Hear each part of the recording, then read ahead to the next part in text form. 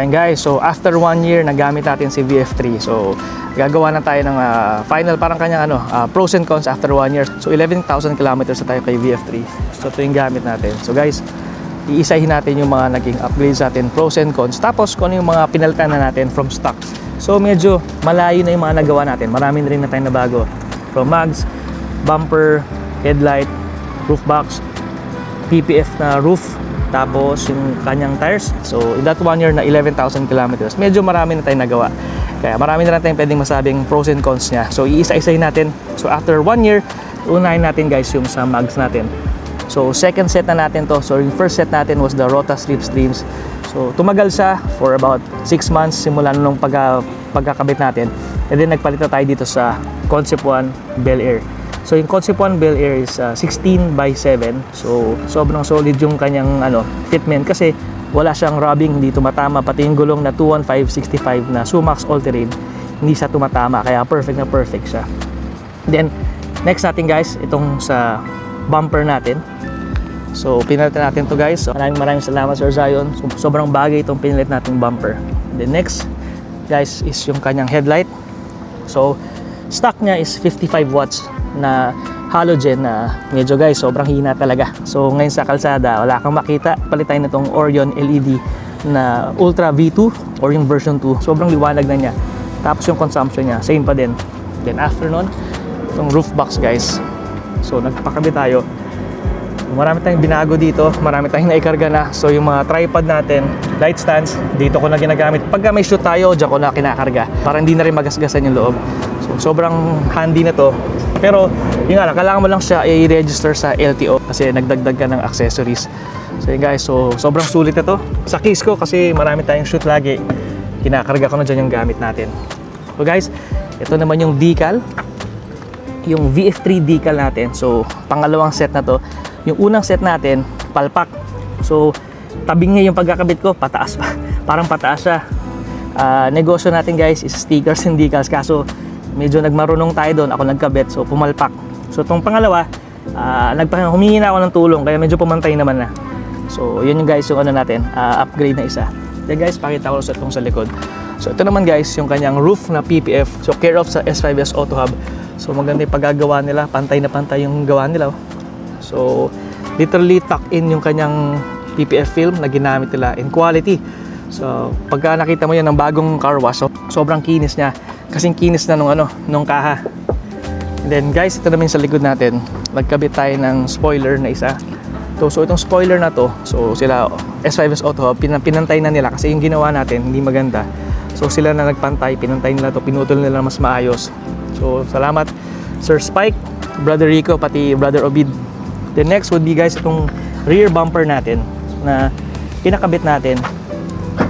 So ito yung rear bumper natin, care of kay Sir Zion. So maraming salamat dito Sir Zion. Sobrang bagay nitong rear bumper. Bumagay siya dahil glossy yung auto. Tapos yung grill natin glossy black din. So bumagay siya. The next, ito naman guys, yung kanyang cover, the rear cover dito sa likod. So alam nyo guys, pag may shoot tayo, dyan natin pinapatong yung mga light box, yung mga trolley natin dito kinakarga. Pero medyo mahinang klase siya kasi parang velcro type lang siya. So medyo na siya, medyo pangit yung quality niya. So nag-order tayo ng panibago ngayon sa Vietnam. So mas maganda siya. Inihintay lang natin dumating kasi siya, 2 weeks siya bago dumating. So medyo na siya, hard case na siya or hard cover na siya. So mas maganda siya, pwede mo nang patungan talaga. And hindi siya ganun ka-flimsy tignan. So hintayin lang natin na pag dumating yon, gagawa natin ng panibagong video. So ito siya guys. Ito lang yung nilagay ko na attachment. So galing lang to sa sa IKEA. So naglagay lang ako ng mga pang-emergency tools natin. So ito guys yung portable air pump natin na sobrang handy to. Nakailang event na tayo na siguro twice or thrice ko na siya nagamit na nag-top up tayo ng hangin lang ng konti. So very handy to, very portable. Tapos itong galing Lazada. So magde-deliver lang tayo mamaya. So saktong-sakto dito sa VF3, kayang-kaya naman siya. Ayun guys, so after 1 year, medyo marami na tayong masasabing experience natin with the VF3. So pros and cons, sasabihin ko naman sa huling part ng video na to, sasabihin natin kung magkano na yung natipid natin within that 1 year natin or 11,000 kilometers, kung magkano na yung consumption natin dapat kung naggasolina tayo, plus yung expenses natin sa charging sa bahay na around na sa 1,000 a month. So mamaya, kukompute natin sa huling part ng video to. So balik tayo sa auto guys. So sa pros and cons guys, ang una mong mapapansin kung kumuha ka na isang VF3 sa gabi, medyo mahina yung headlight niya talaga. So siguro nagtinanong kasi ako ng dealer kung anong tint yung gagamitin natin. So sinabi ko dark, pero yun nga, nung first night natin gamit si VF3, madilim talaga, halos wala kang makita, mahina yung headlight niya. So eventually pitan na rin natin ng Orion na headlight. Tapos another cons niya, napansin ko, medyo nung stock tires matalbog siya. Yung build quality ng tires natin nung una, yung sa Silun, lahat ng lubak, mararamdaman mo talaga. So mayayanig yung auto pag syempre itong si VF3 natin short wheelbase siya, kaya every time na malulubak ka, ramdam mo talaga. So yun, so right after natin magpalit sa all-terrain na Sumax, may may laban na siya and hindi mo na siya ganun karamdam. So yung lubak nabawasan siya. O nga pala guys, wait lang, nagkabit nga rin pala tayo ng Jinky na spring ito siya, hindi ko lang kita So nagkabit rin pala tayo ng Jinky na ito yung kulay orange, yan siya. So parang spring cushion siya. Sobrang effective niya sa Stingray performance natin siya kinuha. So sobrang sulit naman niya. So ito yung mga na-experience natin with the all-terrain. Mas maganda yung ride niya. Tapos mas maganda rin yung kanyang response. Traction niya mas maganda rin pag umaarangkada ka sa parking lot. Yung stock tires natin, dumudulas Pero dito sa Sumax tires natin, sobrang kapit na niya. So hindi ako na namamblema pag tuwing sa parking lot na dumudulas. So sobrang solid nitong tires na pinalit natin. So yun guys, so kung kukuha kayo ng VF3, kung gusto niyo gumanda yung ride niya, so I suggest na changing the stock tires to something different. Not necessarily naman na all-terrain, pero anything other than the stock tires, magandang magandang upgrade na. So mayroon ka ng laban sa traction, pati sa comfort. So okay na rin. So yun guys, yun yung mga pinalitan natin. And ito naman guys, since sa case ko nga pala, sa photographer and videographer tayo, so usually ang gamit natin, usually ang gamit natin dito sa likod, punong-puno. So kung napapanood yung mga old videos natin, makikita mo yung tripod, light stands, yung mga softbox, yung trolleys, lahat nandito. So nung nagkabit tayo nitong roof box, siguro na-transfer natin around 50% nandito na nakakabit. Then yung other 50 dito na lang sa gitna. So medyo maluwag na, hindi na siya ganun kapuno. Tapos nga pala, itong ating matting. So saan nga pala galing to? Sa lang to? Sa Concord lang galing yung natin, yung matting natin. So very lang siya, generic lang siya, hindi siya pang VF3 talaga. So one of these days, titingin tayo ng matting na pang VF3 talaga. Pero so far so good naman nung nakuha natin. Meron siyang extension part at tatabyasin mo na lang para mabawasan. So yun guys, so sa akin very handy itong Pentair na kinabit natin. So marami tayong nakakarga. Yun nga lang, sa case ko kasi ako nagkabit nito, kaya medyo hindi ganun ka perfect. So kung sakaling kukuha kayo, mas maganda pakabit nyo na lang doon sa nagbebenta para mas maganda yung kabit nila. Medyo mainit na sa labas. Grabe, kanina umuulan ngayon sobrang araw na naman. Dito na tayo sa loob. So gagawa na tayo ng mga parang honest review and honest take natin dito sa VinFast VF3 natin. Pa 11,000 kilometers na tayo. So 10,515. So sobrang saya nitong 1 year experience natin with the VF3. Meron ding mga pros and cons, meron ding mga hiccups along the way. Pero most of the time naman gagawa naman ng paraan ni Kasa yung mga problema natin. So kikwento ko na lang. So sa cons muna tayo. So una-una guys, yung cons natin na una ko napansin nung pagkakuha ni VF3 was the headlight nga, nung sinabi ko nga. So yung headlight ni VF3, hindi ko lang alam, na timingan lang siguro tayo na nagpa-dark tint tayo, pero regardless, mahina pa rin siya. So sa gabi, mapapansin mo kung pag kumuha ka ng VF3, yung headlight mo talagang mahina siya. So ideally, papalitan mo siya. So marami nagtatanong kung mabo-void yung warranty kung in-upgrade mo siya or pinalitan. So as long as walang splice and dice sa mga wirings, kung plug and play lang siya, sa case ko, walang naging problema, hindi naman siya mabo-void sa warranty. So okay pa rin siya. So ginamit ko sa Orion LED, wala tayong naging problema. So ngayon, siguro nakaka ilang months na tayong gamit si Orion LED. Sobrang laking tulong niya sa gabi, sobrang liwanag. Kahit na dark tint tayo, sobrang solid niya. Kaya gusto ko tong upgrade na to. Ito yung isang cons natin na unang-una mo mapapansin pag kumuha ka ng VF3. So pangalawa would be the ride. Short wheelbase siya, maliit lang yung kahan niya. So yung kanyang ride and suspension, medyo ramdam mo yung mga lubak.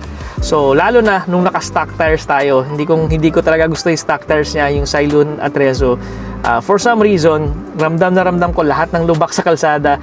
So sabi ko, papalitan ko talaga to. Maghahanap lang ako ng gulong na saktong-sakto sa VF3 na hindi siya mako-compromise yung quality ride comfort niya, pero sobrang solid pa rin ang kanyang performance. So nauwi tayo sa Sumax tires. So guys, ang presyo ni Sumax tires nung kinuha natin kay Sir Walter De Vera sa may D-Stone sa West Ave, ang price niya was 5,800 ata, 5,800 isa. So yun yung ano natin, yun yung una nating in-upgrade sa tires naman. Pero sa mags naman, yung una nating mags was the Rota Slipstream. So thank you Stevie Rojas from Rota Philippines. Brother, maraming salamat. So yun yung una nating naging set of mags. So gamit natin yun for around 7 months. Tapos nag-upgrade naman tayo panibago sa Concept 1 Bel Air naman. So mas sa tingin ko mas bumagay yung itsura ni Concept 1 Bel Air dito sa VF3 natin. Pero si Rota Slipstreams, maganda naman siya. So solid naman siya. Next natin mapapansin would be the rear view mirror. So yung rear view mirror ni VF3 sobrang liit. So eto So yung rear view mirror niya sobrang liit Pakita ko lang. Asin ko na to. Ayan sobrang liit. Halos hindi mo makita. So pansin ko dito sa rear view mirror natin. So para siyang naka-zoom in. So ito yung una natin pinalitan din kaagad-agad. So pagkakuha natin kay VF3, another cons niya would be the key placement ng susi. So nabanggit ko na to sa unang video natin. So guys, yung lagay ng susi is nandito. So unang-una, so nasanay na tayo sa unlock and lock lang ng susi na malayo. So ngayon, first time na kailangan mo siyang isuksok dun sa sa key holder niya. Pero after 1 month, nasanay na tayo. Actually, parang parang mas gusto ko pa nga ganun kasi parang hindi mo nakakalimutan mailak yung auto dahil definitely huhugutin mo siya. Kaya for sure, mailalak mo talaga yung auto. So, yun yung naging actually cons siya nung una, pero nung tumagal, parang naging pros pa siya para sa case ko. So next na naging cons naman natin would be itong likod. Since 3-door nga lang siya, so definitely yung mga sasakay sa likod, kailangan mong i-abante itong upuan. So i-move forward mo to, pagka move forward mo to, dito na sila dadaan. So pwede dito, tapos pwede sa passenger side, pwede rin sa driver side. Nung una, ako lang naman ako, wife, tsaka daughter ko. So si wife and daughter ko, most of the time, nasa likod lang naman sila. So minsan nagsasakay tayo ng team members sa shoot natin. So wala naman problema sa gamit, kasya naman sila. Ang problema lang yung getting in and getting out. Medyo nahihirapan daw sila. So yun guys, tayo naman, never pa tayong umupo dyan sa likod. So lagi tayong nasa driver side. Kaya sa tingin ko, kung meron kang kasama na 3 to 4 kayo, wala namang problema, sanayan lang. So getting in and out of the vehicle, medyo mahihirapan lang. Siguro kung senior, lalo na ako senior, so yung dad ko. So minsan sumasakay din yung mom ko and dad.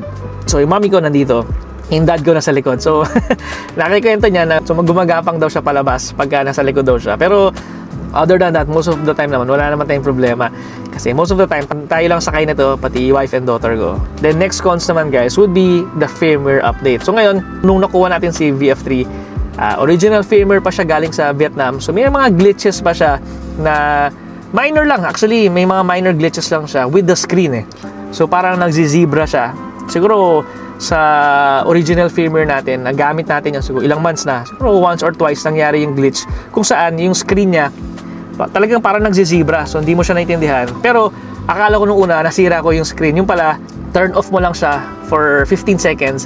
So parang reset lang siya. I-reset mo lang siya. Then after nun, pagkabukas mo, parang wala nangyari. So yun yung mga glitches na na-experience natin nung una, nung nakuha natin si VF3. Pero ngayon, nakakadalawang update na tayo. So may 9.5 pati 9.7. So ngayon guys, nasa 9.7 na tayo. So ako naman, sa case ko, wala pa akong na-experience na problema dito sa 9.7. So sobrang stable naman niya. Siguro kung magpapa-update tayo, siguro kung mayroong bagong firmware si VF3 na firmware update niya, magpapa-update pa rin naman tayo. Baka mayroon tayong mga glitches na very very minor na lang, masolve na niya. Si VinFast naman, nakakatuwa kasi every now and then, tuwing may firmware update, marami namang nasusolve na mga minor glitches. Kudos naman to VinFast. So ayun guys, so isa pang cons na pwede kong masabing cons sa inyo, pero sa akin na medyo nakasanayan ko na siya, would be the gear selector or gear lever. So ito siya. So ito yung sa wiper natin. 'Di ba sa ibang auto, ito yung wiper. So kasi kaliwa naman ito yung turn signals natin. So sa case ni VinFast VF3, ito yung shifter niya. So P, reverse, neutral, and right. Nandito siya. So may mga times nung una-una, actually nung una-una lang naman to, na nalilito pa ako kasi syempre nakakasanayan mo, ano to eh, wiper yan eh, pag umuulan. So, may times lang na nasa drive na tayo. Tapos nagalaw ko, nalipat ko to N. Wala naman nangyari. Hindi naman siya. Buti na lang, wala naman nangyari sa kanya. Pero, magiging, mo na lang siya. Magiging habit lang na next time. Siguro, medyo makakasanayan mo na siya na hindi mo na gagalawin yan. Medyo nakasanayan na rin natin. Ito naman, medyo it would take time kasi gamit pa rin naman natin yung gas natin, pati diesel. Kaya medyo nakakalito pa. Pero ngayon, sanay na tayo. Another cons naman ni VF3 na simula pa lang na are the audio speaker. So, technically, tunog lata siya. Yung tunog niya, hindi ganun talaga kaganda. Kaya nag-resort tayo to adding a Bluetooth speaker lang na portable lang dala-dala ko. Kasi ayoko sanang kalikutin yung electronics niya. Very delicate yung kanyang electrical system. Ayoko sanang kalikutin. Kaya ayoko muna mag-upgrade ng sounds. Pero nakakatuwa kasi sa VinFast VF3 users group natin, marami na nag-upgrade ng sounds. Marami na nagdagdag ng bass, ng speakers, ng SEPs, ng amplifier. Kaya one of these days, siguro definitely 2026, mag-upgrade tayo ng sounds na na nasa system na ni VF3 mismo. So aalisin ko na yung Bluetooth speaker, gagamitin na lang natin sa opisina yon. So yun yung mga natin, yun yung mga integration na plano kong gawin for next year. Sound system, sound upgrade. Tapos meron tayong isa pang nakita dun sa VF3 user group natin. Meron siyang separate screen dito. So parang another additional screen siya. Pwede mo nang gamitin yung Waze doon. So parang yung phone mo, hindi mo natitignan. So yun yung mga plano natin for next year. So yun yung mga pag-aaralan natin kung paano gagawin nang hindi tayo magkakaproblema sa electrical system natin. Yan guys. So another cons din niya. Actually itong mga cons naman natin kadalasan puro minor lang eh. Pero yung isang cons ko would be yung susi. So kung nakita niyo yung susi natin, so dalawang susi naman yung binigay ni Casa.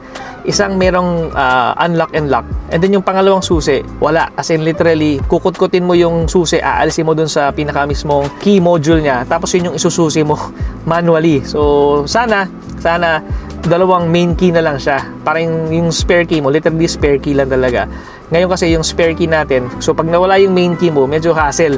Kasi yung pangalawang key mo, demano siya. So manually mo siyang bubuksan, manually mo siyang isusuksok, manually mo siyang ilalock in, unlock. So medyo hassle siya. So yun yung isang cons natin. Lipat na tayo sa pros. Times 3 yung dami naman niya. So unang-una guys, would be the size. Kung nakikita niyo yung mga videos natin, madalas tayong may shoot na lahat ng ikakarga natin sa mas malalaking auto pa.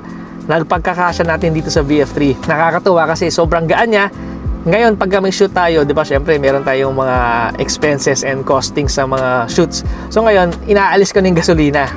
Syempre, sa bahay na yon, sa expenses natin is either toll na lang kung meron tayong out of town or kailangan natin mag-Skyway or kailangan natin mag-NLEX or SLEX.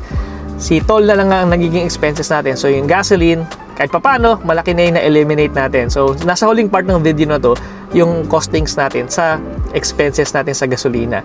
So kung magkano na yung nagastos natin for 1 year, doon na lang sa last part ng video natin. So guys, pasensya na, nasa loob tayo, hindi na ako makalabas talaga. So, masusunog tayo sa labas, so sobrang init sa labas. Another pros ngayon guys is the size ni VF3. So sa parking wise, so meron tayong mga tight parking spots na alam ko nung gamit ko yung Mazda, pati Montero or yung Sea Lion, definitely hindi talaga magkakasya. Pero ito si VF3, kahit pa paano, alam ko magkakasya siya, may enough space pa. So yun yung mga pros na feel ko matutuwa kayo pag nasa parking lot kayo.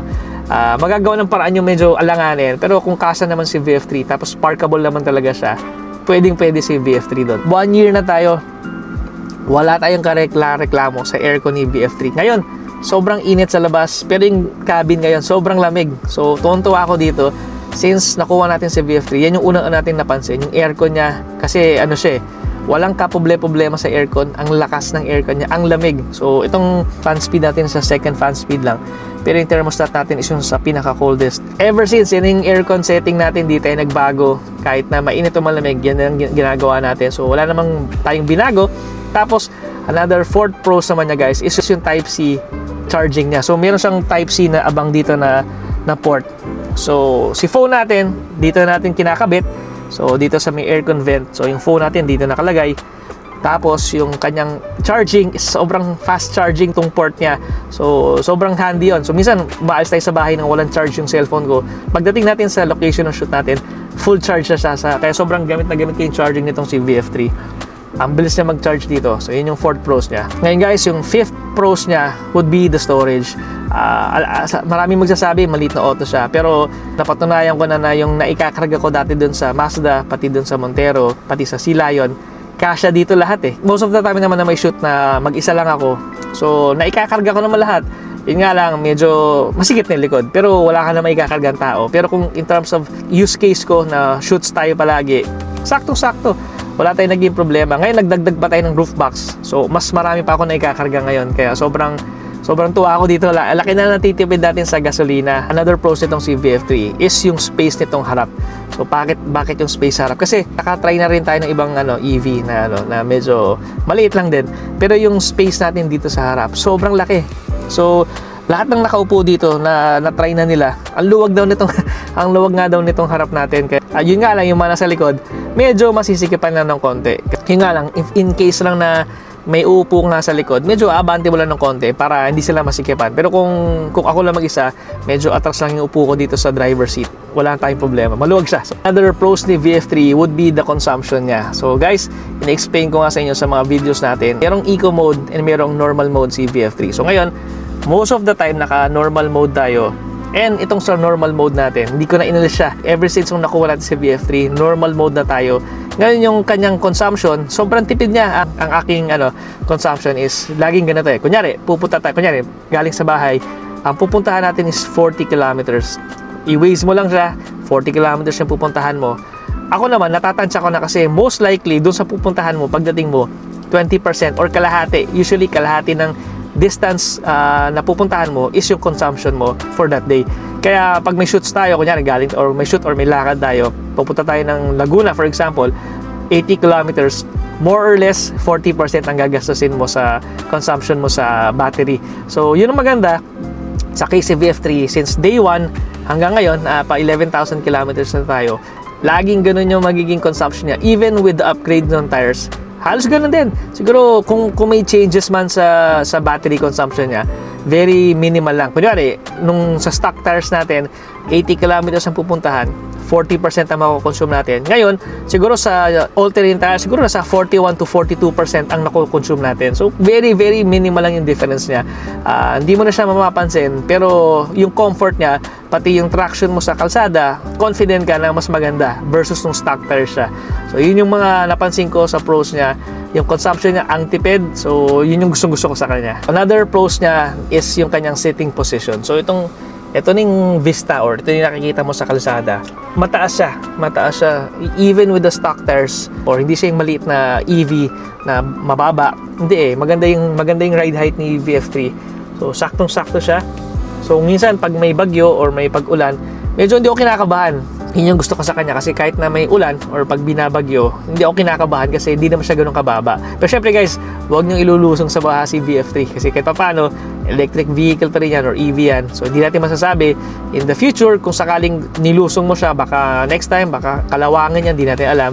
Kaya huwag nyo lang subukan. Pero it's nice to know na si VF3, mataas yung kanyang ride height, kaya medyo may laban tayo kahit papaano. Another pros ni VF3 would be the charging. Sa 11,000 kilometers natin with the VF3, siguro 95% of the time sa bahay lang tayo nag-charge. And yung 5% na nag-charge tayo was yung unang mga charging natin dun sa Evro or sa other DC charging stations natin. Kaya lang ako nag-charge doon para makita nyo guys kung paano siya gamitin or paano mag-charge. Ngayon, 95% of the time sa bahay lang tayo nag-charge, and lagi tayo naka 100% mag-charge. From nung nakuha natin si VF3, laging 100% or full charge tayo mag-charge. Hindi tayo nag 90, hindi tayo nag 80. Pero merong option si VF3 na iset yung kanyang charging point kung hanggang saan mo siya pwedeng i-charge. So, pwede naman yon, pero sa case ko ako, laging 100%. Ang maganda pa kay VF3, so meron siyang DC charging option. Kung saan, kung medyo gusto mo mag-fast charge, pwede ka mag-charge sa DC. Marami lang DC chargers ngayon. Hanapin mo lang dun siya sa Evro app. Ako naman, most of the time sa Evro app ako umaasa. So, search mo lang yung, input mo lang yung VF3 vehicle mo. So, si Evro app maghahanap na ng mga DC charging stations na malapit sa'yo. Pero, cons din naman niya is yun nga lang, si VinFast VF3, wala lang siyang AC charging. So, sa mga malls, specifically sa SM, hindi mo pwedeng i-charge si VinFast VF3. Madalas sa Ayala Malls ko siya pwede i-charge, or sa mga ibang third-party player na Petron stations, meron na Shell, meron rin siyang mga DC chargers. Ngayon guys, si VinFast or yung Green GSM, marami na siyang charging stations within the metro na free siya. until 2027 ata yun, or 2028. Hindi ko lang sure kung hanggang kailan yun. Sobrang sulit ito guys, gamitin yon, libre yon.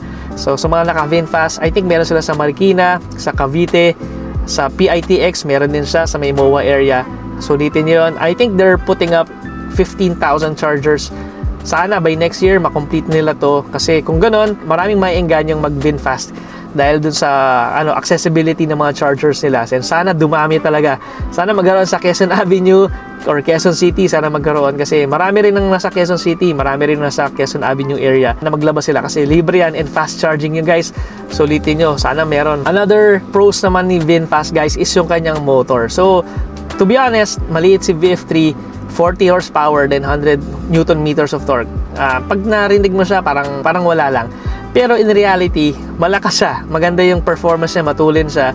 Nakakasabay naman siya sa acceleration pag nasa stoplight siya. Hindi ka naman mapag-iiwanan.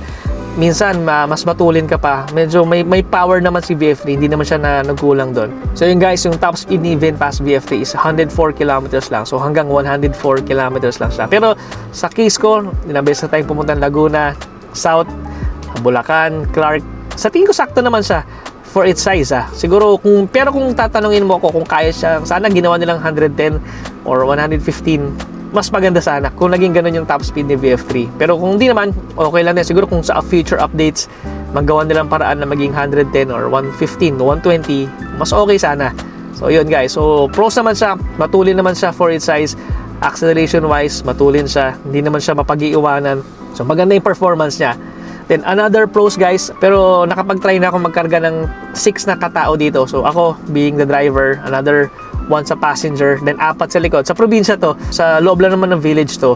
Ang maganda, kayang-kaya ng motor niya, kayang-kaya, hindi siya nahihirapan i-arangkada. So 6 na katao, kayang-kaya. So doon ko na feel na malakas yung motor ni VF3, considering na size niya is actually mini car siya or K car siya, pero kayang-kaya ng motor niya. So gustong-gusto ko yung performance niya. Itong mga sinasabi natin na pros and cons ni VF3, rin to dahil sa experience natin for 1 year with the VF3. So medyo alam na natin yung kanyang characteristics na pagdaanan natin siya, yung mga naging glitches, yung mga naging mga experiences natin. So honest review naman to. So ito yung mga naging experience ko, ito yung mga ayaw ko, ito yung mga sana mapalitan nila, ma-upgrade nila. Pero sa buong experience natin for 1 year, sobrang saya natin, sobrang sulit niya, sobrang ganda ng experience natin, even with the after sales ni VinFast. So medyo meron tayong may mga na-encounter tayong mga glitches sa auto. Pero yun nga, like I said, so kung may nagkaroon ako ng issue or minor glitches lang, isang tawag lang kay Sir Carlo or sa service department nila. So solusyonan nila o through phone call, kung kaya naman through phone call lang. And if kailangan pumunta, wala namang problema, kaya ka nilang schedule. So yun, so far sa experience ko with VinFast, okay naman siya. So sana ma-continue nila to. Ang suggestion ko lang is kung kaya nilang mag-stock pa ng maraming mga spare parts, mas maganda para dun sa mga other VF3 or VinFast users natin. Pag nagkaroon sila ng concern, nandiyan na yung mga parts readily available, ikakabit na lang sa pagpunta nila. So yun yung mga sasuggest ko. Pero other than that, sobrang ganda na experience ko dito sa VinFast. Sana maglabas sila ng continuous update sa mga firmware, pati sa mga kung ano mga bago. Tuloy-tuloy lang. So yun guys, maraming salamat sa pag-load ng video na to. So ito yung mga pros and cons natin sa VinFast natin. So VinFast VF3 after 1 year with 11,000 kilometers. So far so good. Maraming salamat guys sa pag-load ng video to. Sa susunod na video ulit. Salamat! Babalik lang natin sa bahay. So guys, gagawa lang tayo ng short diagram or short illustration kung magkano na yung na-save natin sa gasolina. Ito yung breakdown ng natipid natin. Tignan nyo na lang. Pause nyo na lang para mabasa nyo na maigi. So guys, ito, check nyo to. So guys, ito yung ating breakdown ng ating expense and savings dito sa VinFast VF3 natin compared sa gas and diesel natin. So after 1 year with the VinFast VF3, nakaka 10,550 kilometers na tayo. Tapos, ang ating usage is around 6 kilometers per liter sa city kasi most of our shoots naman nasa city lang. So 6 kilometers per liter tayo sa city. Tapos 10,550 kilometers ang total natin divided by 6. Naka-consume tayo ng 1,758 liters within that 1 year. So ngayon yung 1,758 times 55 pesos per liter, ang nagastos natin sa gasolina is 96,690 na dapat kung nag-gas or diesel tayo. Ngayon, ima-minus lang natin yung 1,000 monthly na Meralco bill natin. So 96,690 690 minus 12,000. Ang na-save natin guys is 85,000 pesos of fuel expense in 1 year. So kung ilang years na tayo, halos libre na yung auto. So yun, so malaking savings ang nagagawa natin. Life-changing tong EV guys. So if ever na makakatry kayo, I think sa other EV owners, yan din ang masasabi nila. So kanya-kanya na lang siguro sa laki ng fuel savings kasi depende sa haba ng distance na pinupuntahan nyo. Pero sa case ko for a city driver, ito na yung na-save natin. Malaki na to. So guys, maraming salamat. Sa susunod na video ulit. Salamat!